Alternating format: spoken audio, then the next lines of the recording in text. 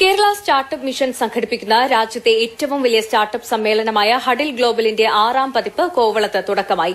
മുഖ്യമന്ത്രി പിണറായി വിജയനാണ് സമ്മേളനം ഉദ്ഘാടനം ചെയ്തത്.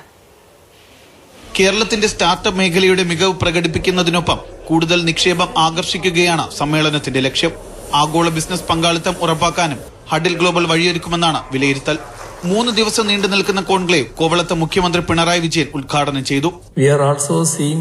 More and more job seekers in the country preferring to work in Kerala.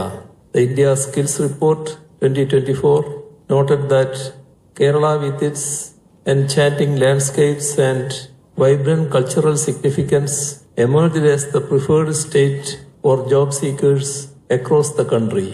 പുതിയ സാങ്കേതിക വിദ്യയിലൂടെയുള്ള ഉൽപ്പന്നങ്ങളും സേവനങ്ങളും വൻതോതിൽ ലഭ്യമാക്കുന്ന ആഗോള കേന്ദ്രമാക്കി കേരളത്തെ മാറ്റുക എന്നതാണ് ഹഡിൽ ഗ്ലോബലിലൂടെ ലക്ഷ്യം വയ്ക്കുന്നത്. MSME മേഖലയിലെ സംരംഭകർക്ക് ഡിജിറ്റൽ പരിവർത്തനത്തിനുള്ള പ്ലാറ്റ്ഫോം സജ്ജമാക്കും.